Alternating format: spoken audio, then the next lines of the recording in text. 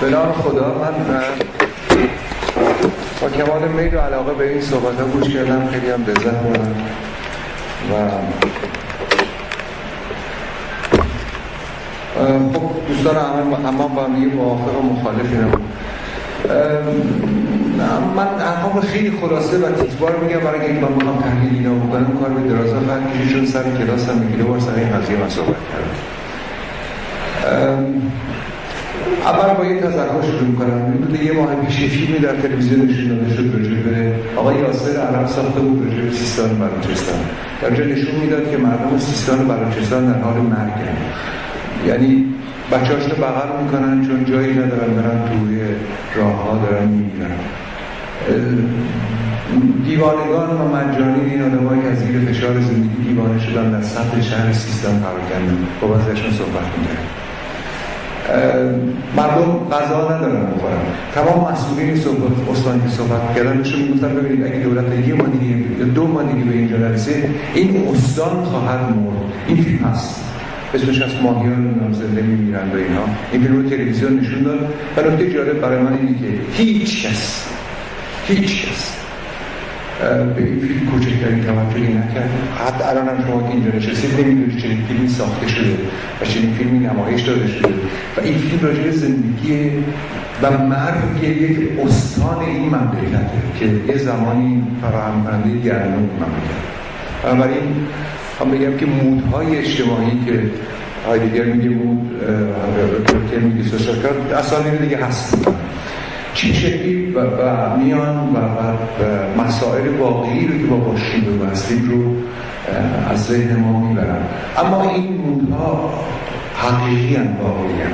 این آقایی که اینجا عکسش زدن و این همین نمیدونم با سوگ و نمیدونم اینجا خیلی هم چراغا رو تاریک کردن و فلان کردن از درها، یه خواننده پاپ در سکیل موسیقی، یعنی مبتذل‌ترین نوع موسیقی جهان، و این آقا یکی از مبتذل‌ترین افرادی بود که این موسیقی پاپ رو میخوند. کسانی میگن که من تحلیل نکنم. چطور من میتونم موسیقی یه آدمی که مرده موسیقی رو من تحلیل نکنم؟ من دادم موسیقی این فرمت موسیقی این آدم به این موسیقیدان تحلیل کرده.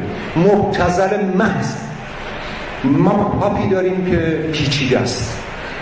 این ساده ترین، مسخره ترین، احمقانه ترین نوع موسیقی، صدای فالش، موسیقی مسخره، شعر مسخره تر. بنابراین من چطور میتونم چه چیزی رو تحلیل نکنم؟ و برای من خیلی جالبه یه ملتی، یعنی 200-300 1 میلیون نفر میفتن به این ابتذال، میفتن به ابتذالی که میرن در مجلس ترحیم یه همچین خواننده مسخره شرکت میکنن، گریه میکنن، تو سرشو میزنن و یه نفر توی فیسبوک از این حرفا مینویسه که من تا ابد میسوزم بدون تحلیل فرم و محتوا و ریکس این آدم. این همه حرفایی که زده شد بسیار من یه دوره کردم، چون من آدم پیریم این نظریات جدیدی رو نمی‌دونستم، عمل دوره کردم. بنابراین قضیه من صحبت من اینه چرا مردم ایران به این افلاس افتادن؟ چطور مردم ایران به این فلاکت افتادن؟ برای اینکه اینجاست که تحلیل خیلی مهمه. دولت بر مبنای فعل انفعال یا حکومت یا هر چی می‌خواید حساب کنید، بر مبنای فعل انفعالات سیاسی ترجیح داد یه سری ورزشکار بیاره اونجا، چون فکر کردن محبوبیت مردمی دارن. محبوبیت مردمی اینا بر مبنای همین محبوبیت مبتذلی که همین الان وجود داره، یه فوتبالیست و کشتیگیر و کاراتکار و نمیدونم فلان از گرفا رو آوردن تپوندن توی مجلس و نمیدونم شورای شهر فلان از گرفا برای که سیاستمدار چیز رو بکنن بیرون. مرحله دوم که بعد شروع شد، خوانندگان و نوازندگان و نمیدونم چیزای پاپ بود. در نمیدونم خانم هدیه تهرانی در مراسم یکی دیگه شرکت کرد، خانم مهتاب کرامتی در نمیدونم مراسم آقای روحانی شرکت کرد. متوسل شدن به خوانندگان پاپ برای اینکه سیاست واقعی در این مملکت رو من موقعی دارم میگم که این کارو میکنن اصلا کسی هیچ کاری نمیکنه. استراکچر ساخته. شما وقتی میخواید سیاست زدایی کنید، یعنی وقتی قراره که سیاست زدایی انجام بشه، لاجرم چنین وقایعی پیش میاد. متوسل شده میشه به خوانندگان پاپ برای اینکه جای سیاست واقعی رو بگیره. متوسل میشن به یه کاراته باز و نمیدونم کشتیگیر رو که مقامشون در جای دیگه محترم برن میشن در صندلی نمیدونم فلان جا تکیه بزنه برای مردم تهران، شهر تهران چیز کنن. و کسی که مطلع آقای دکتر راهفر اسم چیز نمیدونم و من گفتیم ببین بعضی از اینها به نان شبشون محتاج میشه. آقای دکتر راهفر میدونید که گلر نام تیم ملی بود، بعضی از به نان شب محتاج بودن، همین الان صاحب پاساژ عظیم و فلان از این هستن. اینم برای اینکه بفهمید که چه اتفاقی داره میفته. و اما در مورد این ماجرا بسیار ساده است. آقای دکتر چیز احتیاج به یعنی به اشاره به نکته خوبی اشاره کردن. اون کسی که اولین تشییع جنازه بزرگ انجام گرفت مال زنی بود اسم مهوش به شیوه دوستان میگن باختیم میومد ماتحتشو بگه طرف مردم، میگفت این ماتحت کجه. مردم در یک دیالوگ خیلی باختینی بهش میگفتن کی میگه کجه، اونم میگفت مادر شوهر. بعد مردم میگفتن با تو لجه. اتفاقا خیلی باختینیه. میدونم من مجرمی که برای اینکه اتفاقا باختینی با تن گروتسک و ایشون تنشون خیلی با ملاکای خیلی تن گروتسکی دارن، چاق و نمیدونم فلان اینا. باختین اینا رو نکشیم به یه مفهوم چیزای ترانساندانتال عجیب غریب که گویا نه این باختین همین خانم مهوش. کسایی که بعد از اینکه مهوش مرد و اونم بعد از اون واقعه سال 32 لاتا از مهوش یک تشییع جنازه مفصل کردن. بعدها کسانی که در اون فرهنگ مورد اتهام قرار گرفتن سوسولا بودن، یعنی فرهنگ سوسولی. کیا؟ پاپخونا که اول انقلاب هم پاپخونا مورد اتهام قرار گرفتن و گفتن اینا سوسولن. چه اتفاقی افتاد؟ لات و سوسول با هم دست به دست هم دادن، یعنی پاپخون و نمیدونم ورزشکار و نمیدونم فلان بیسار از حرفا که چه بکنن که سیاست واقعی از این مملکت رو داغون کنن، از بین ببرن. و دولت، حاکمیت، هر کی هست، نه تنها با این مسئله مشکلی نداره، تشویق میکنه، استفاده میکنه، توی ستادهای تبلیغاتیشون میاره، سخنگوشون میکنه، مقام بهشون میده، کار بهشون میده، در تلویزیون تبلیغ براشون میکنه و حاصل همین میشه که در مرگ یه خواننده‌ای که فالش میخونه در پایین ترین سطح موسیقی جهان قرار داره، پاپ هم درجات داره، موقعی که میمیره به عنوان یه قهرمان ازش یا به عنوان یه چیز ازش استقبال میکنن و عرض کنم خطاب تلویزیون میره پای این ماجرا که این ماجرا رو تبلیغ کنه. این ماجرا کاملا دولتی و ملتیه. ببینید دولت و ملت هم خیلی ساده است. بعد از وقایع 88 دولت یا حاکمیت از مردم میترسید، مردم از دولت میترسیدن. مکانیزمی وجود داره به اسم identification with aggressor، یعنی این همان شدن با متجاوز. اتفاقی که افتاد اینه که دولت از با طریق این مکانیزم میخواد با یه مردمی که سیاست زدودن یکی بشه. مردم هم همین حالت رو دارن، مردم هم میترسن و میخوان که با دولت متجاوزی که گمان میکنن متجاوز یکی بشن. مردم میان در جلسات آقای روحانی یک سوالی رو که به نظرشون سیاسی از ایشون میپرسن، ایشون یه جواب بسیار تکراری میده. من که کاری ندارم که تکرار یکی از شگردهای، من نمیگم ایشون فاشیستن، یکی از تکرارهای فاشیسمه و افراد براش دست میزنن. انگار دارن یه ریچوالیه که مجبورن محکومن انجام بدن، یه جوری مثل هر آدم کامپالسیوی این سوالو بپرسن، اون اینو بگه، دست بزنن. هیچ کانتنتی نداره، هیچ محتوایی نداره، هیچ چیزی بندی نداره، هیچ تقاضایی نداره. این ماجرام همونه. مردم اونقدر به فلاکت افتادن زمانی که میگن موسیقی رو تدریس نکنید. تست موسیقی مردم میشه این. بر مبنای همین مکانیزم دولت و ملت یکی شدن، برای این آقا این کار کردن و افراد دارن میسوزن. نه مقاومتی در برابر دولت انجام گرفته، نه دولت در برابر ملت چیز کرده. دو تا آدمی که از هم میترسن دست به دست هم دادن و این مضحکه رو بار آوردن. و این افتضاح رو بار آوردن. من اینجا نشستم سکوت کردم، چیزی نگفتم، برای اینکه نمیخواستم حرف بزنم. منتها دیگه دیدم ببین کار داره به جای میلیون ها فیلسوف و فلان از این حرفا اینجا پاش داره کشته میشستم بدون که راجع به این واقعه صحبت بشه. هنر از نظر من یا حقیقت میگه یا دروغ میگه. کسی که هنرمند رو تحلیل میکنه باید بگه که یا داره حقیقت رو میگه دروغ میگه. این آدم دروغ میگه، این آدم شعرش مبتذل. دولت اعتدال تمام قصدش اینه که مسائل سیاسی رو بزنه کنار،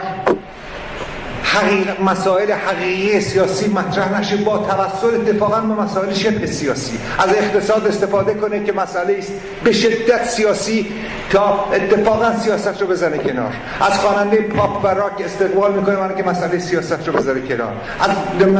از کنفرانس با چیز اتمی که قرار داره انجام میگیره این یه کاری میکنه که مردم کاری به کارش نداشته باشن، سیاست زدایی بشه. ماجرا ساده است، هم مردم و هم دولت در یک اتحاد، حالا شما بذارید مقدس یا نامقدس کاری ندارن، همین آیدنتیفای هم فکر با خودشون رو با هم دارن آیدنتیفای میکنن. منتها کجا؟ در اینجا این موسیقی این آقا در برابر قهرمان‌های اولیه انقلاب اینو چه جایی داره؟ هیچ. ابتذال و سقوط و مردم و دولت با هم دیگه دارن این سقوط رو انجام دادن. وحشت من از اینه که این ماجرا، من اسمش یه پوپولیسم حاد، حالا هر چه بخواد بذارم کاری ندارم، یه چیز شبه فاشیستی درش هست که من ازش وحشت دارم. نه به دنبال نمیدونم هویت جدید و از این حرفا، نه، این یه ترس متقابلی که افراد رو مثل درست افرادی که از همدیگه میترسن پریدن تو بغل همدیگه که نترسن و این یعنی سیاست زدایی. و سیاست زدایی یعنی ببین انهدام هر اون چیزی که این انقلاب براش شد و براش ایستاده و عده زیادی براش ایستادن. از نظر یه میگن که چرا فلانی میره رفت، خب معلومه نباید برن، چرا باید برن؟ مثلا انتلکتوری میره مردم باید برن، مگه به کتمورد کی رفت؟ 3 نفر بیشتر نرفتن. چه انتظاری؟ این درست انتظاری اینه که افرادی که اینجا هستن فکر کنن روشن فکر کنن فلان فکر کنن که مثلا باید یه بریزن برن تو قبر اونا بر چه داره؟ هیچ جای دنیا نمیرن. چه قیاسه مسخره‌ای که اینجا راه افتاده. داستان از نظر من ساده است. این ماجرا نشان بدی است. نشان اینه که سیاست زدایی داره، ببینید داره ببینید به یه جاهای باریک میکشه و خود مردم طالب اینن. من دیگه به مفاهیم اشاره کردم و چیزا اشاره کردم، بیشتر از اینم شما خستید دیگه نمی‌کنم، چون این ماجرا، تحلیل این ماجرا تحلیل فنی موسیقی چون بسیار اهمیت داره. چطور میشه موسیقیشون رو تحلیل نکرد و بعد راجع به حکم صادر کرد راجع به مرگشون؟ بابت عمه‌شون جمع شدن، معلومه که بابت موسیقیش جمع شدن. چطور ممکنه که این ابتذال رو شما تحلیل نکنید بعد بگید که من فقط به نمیدونم چیز نمیدونم مرگش رو چیز میکنم؟ این ماجرا بوی بد میده و اونم اینه که اتفاقا دولت و ملت در یه اتحاد نامقدس میخوان سیاست زدایی کنن. خیلی ممنون میشه.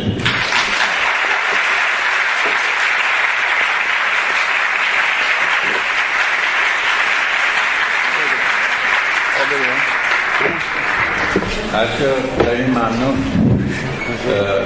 خوبی این جلسه اینه که بزرگ محترم هر کی صحبت میکنه برای شرف میزنن. نه نشون که بله نه میگم خوبه، یعنی احترام گذاشتن به آرا و نظریه‌های مختلف هست. اگر اسم این رو سیاست‌گذاری نذاریم، چون اصطلاح یعنی سیاست‌گذاریه دیگه ما داریم می‌کنیم. این نمی‌دونی حرفه‌ای‌تر باشید بچه‌ها، بیاید حرفاتون رو بزنید، همه بشنون، خیلی یقه همدیگر هم نگیرید که خواهید باشید.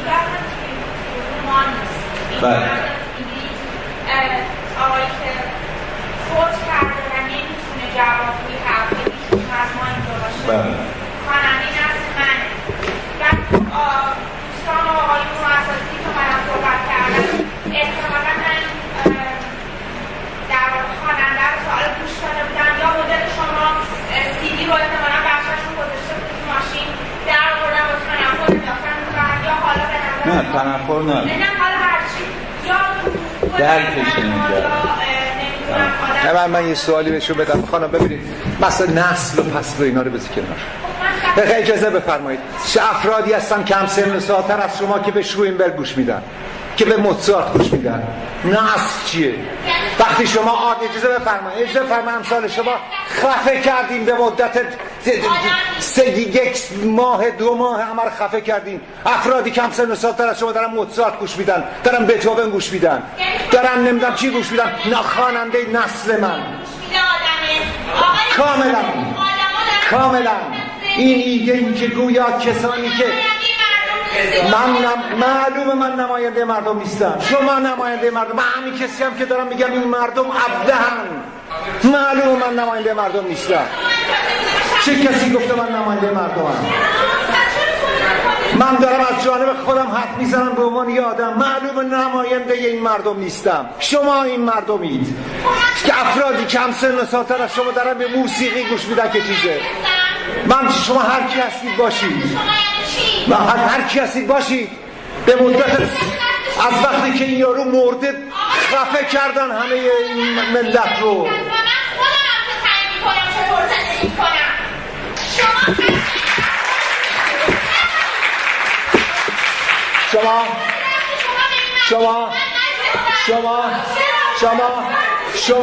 شما حق دارید به هر کس گوش بدید، به هر موسیقی گوش بدید، به هر چیز. منم حق دارم که من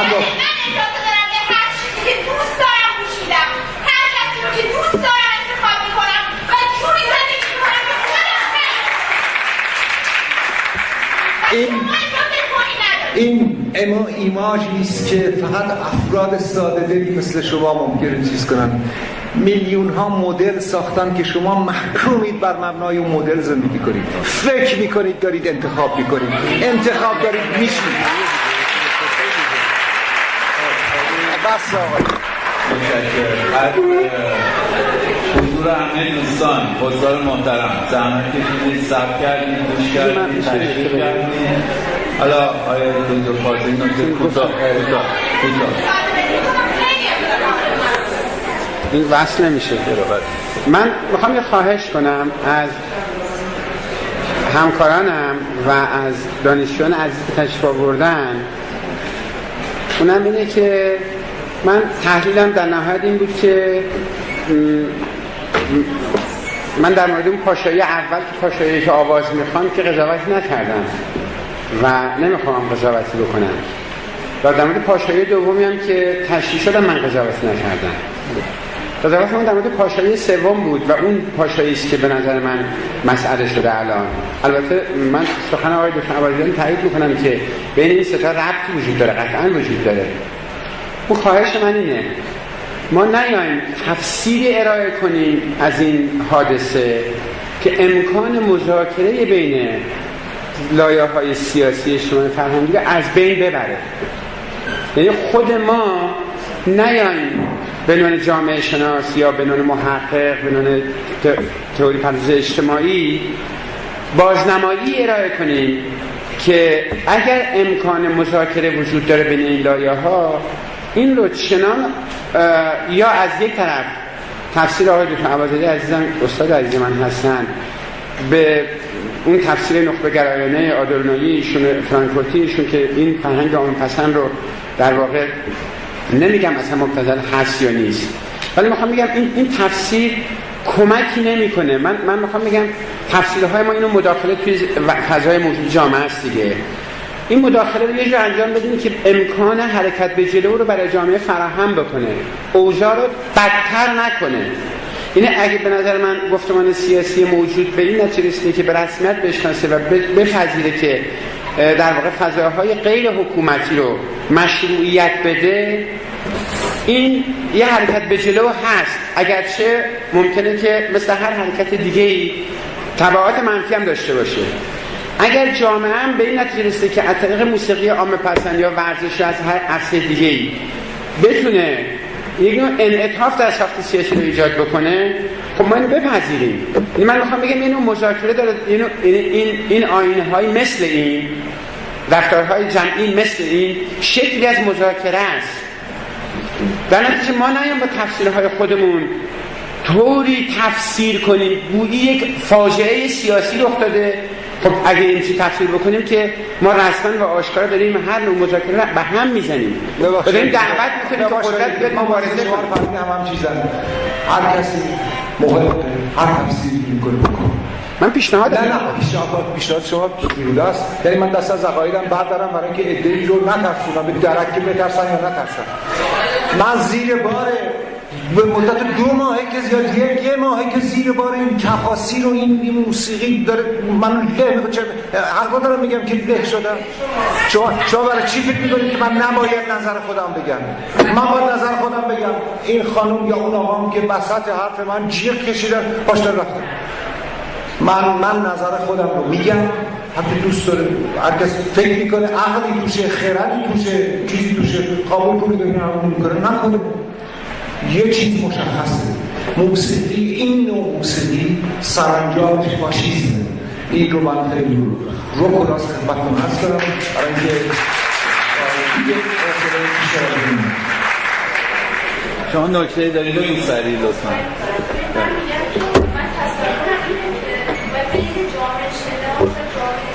جامعه شناسی خواهی یه تفیزی قائل بشه به عبازاری توی سخنرانی سال 88 سخنرانی انتخاباتی این رو گفتن. من خیلی ارادت دارم به ایشون داشتم، ولی حقیقتا احساس میکنم نبود خانم که الان شعور تکلیف ما تولی شد. ببین ما طبقات اجتماعی داریم. این کسایی که بودن اولا اون کسی نداشتیم اینجا از کسایی که توی اون مراسم بودن و دیدن. جناب دکتر اون مراسم همش هم یه مراسم مدنی تجمع مدنی آرام نبود. یه بخش شبیه استودیو بود، استودیو ورزشی بود. خب یه بخشی من شخصا با یه خانم خبرنگاری اونجا بودم و خیلی چیزا رو دیدم و گذشته جناب عبازاری که میتونه هنوز سال 88 یه نکته گفتن که هنوز تو این زنگ تو گوش منه. یک جامعه شناس به طرفی من نبایستی نماینده قشر و طبقه احتمالا بالای خودش که سواد و دانش موسیقایی بسیار بالایی داره باشه، بلکه کلیه نظارت جامعه داری ها و طبقات متفاوت دارن و این طبقات ما داره محو میشه. ما این طبقه قسم متوسط نداریم و نکته که ایشون توی اون سخنرانی گفتن من نمیخوام ازش بگذارم این هستش که بچه های ما وقتی از ارمان مسئول کشور میدن ایران هیچ چیزی از بچه های ما بیشتر ندارن. بچه های 6-7 ساله ما گام های موسیقی رو بلدن.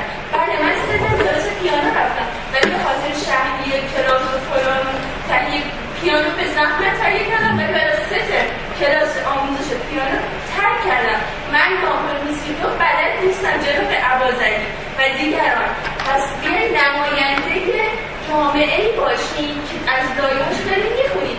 من با مارکس و وبر و کانت و بقیه کاری ندارم. بیاین ببینیم چه جامعه شناسی چه تحلیل عملی کاربردی داریم. قصه های اونها نظریاتی هست که تو جامعه خودشون اتفاق میفته. آیا موزارت و دیگران بتهوونی که بسیار بسیار برای من ارزنده است بسیار بسیار باش تسکین پیدا میکنم و ممکنه که باش آروم بگیرم بخوابم. آیا با من از عمق فجایعی که تو جامعه من اتفاق میفته از این شکاف نسلی از به آرزوها نرسیدن از به عشق مگه دوست داشتم مگه یه دانشمند اتمی نمیتونه عاشق بشه؟ آقا ما جامعه شرقی هستیم. جوامع شرقی احساسی ترین مردمان هستن. ما آلمانی نیستیم که ما فرانسوی نیستیم.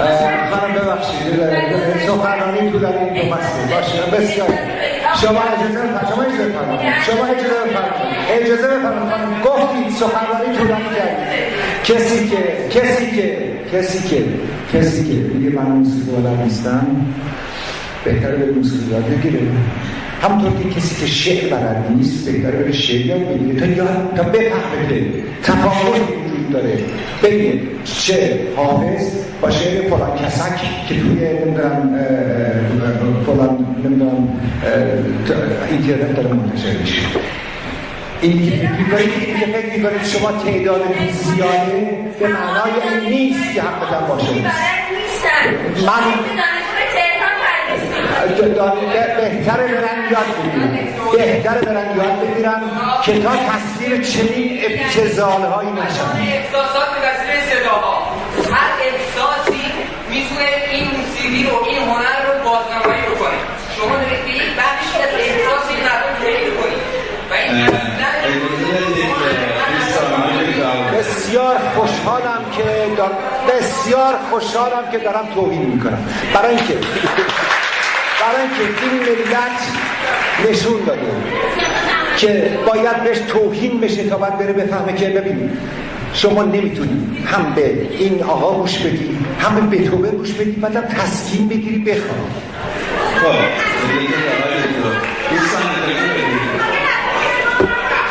من آقا حسینه ندارم. خیلی الان تحقیق شدن و من صحبت بکنم. اشترینه آقا پاشده.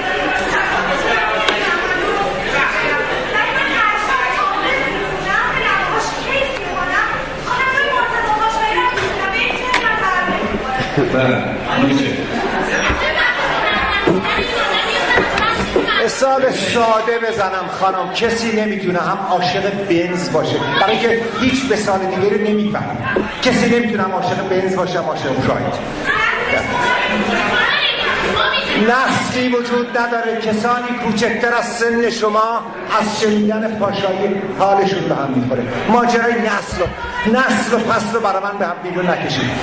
کسانی کم سن و سالتر از شما که آموزش موسیقی دادن از شنیدن صدای این آقا حالت استفراغ بشه. خب من درخواست دارم از اتاق فرمان به این کلیپ نهایی